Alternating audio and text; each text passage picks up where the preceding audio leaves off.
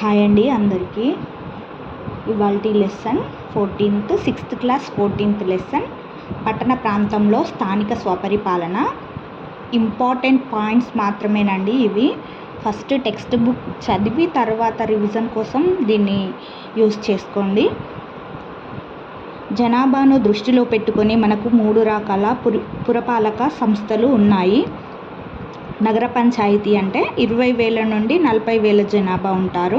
Municipal కౌన్సిల్లో 40,000 నుండి 3 లక్షల జనాభా వరకు ఉంటారు. ఇక్కడ కౌన్సిలర్, చైర్మన్ ఉంటారు.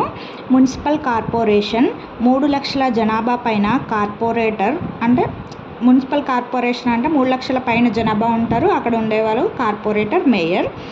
సర్పంచ్, చైర్మన్, మేయర్లను ఓటర్ల ప్రత్యక్ష ఎన్నిక విధానం ద్వారా ఎన్నుకుంటారు.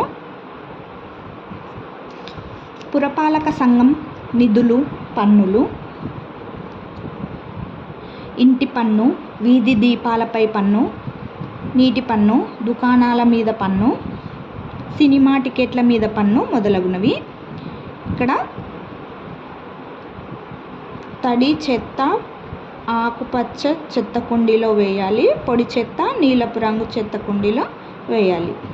సబ్ కాంట్రాక్టింగ్ వర్క్స్: పురపాలక సంఘాలు చెత్త సేకరించడం, తొలగించడం వంటి పనులకు ప్రైవేట్ కాంట్రాక్టర్లను నియమిస్తున్నాయి.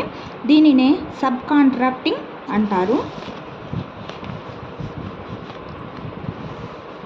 వేములవాడ నగర పంచాయతీ కేస్ స్టడీ. వేములవాడ నగర పంచాయతీ జిల్లా రాజన్న సిరిసిల్ల. ఇక్కడి పుణ్యక్షేత్రం శ్రీ రాజరాజేశ్వర స్వామి దేవాలయం ఇక్కడ ఉంటుంది. ఈ నగర పంచాయతీ 2011 వరకు మేజర్ గ్రామ పంచాయతీగా ఉండేది. ఈ పట్టణము ప్రత్యేకమైన తాగునీటి వ్యవస్థను కలిగి ఉంది. ఈ వ్యవస్థనే ఆకాశగంగగా పిలుస్తారు. ఈ ఆకాశగంగ 2003 సంవత్సరంలో ప్రారంభమైంది.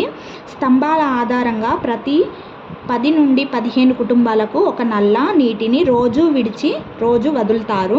మొత్తం 5,000 కుటుంబాలకు రక్షిత మంచినీరు అందించబడుతుంది.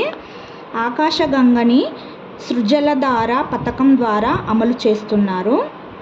ఈ పథకం ద్వారా ఆకాశగంగని అమలు చేస్తున్నారు.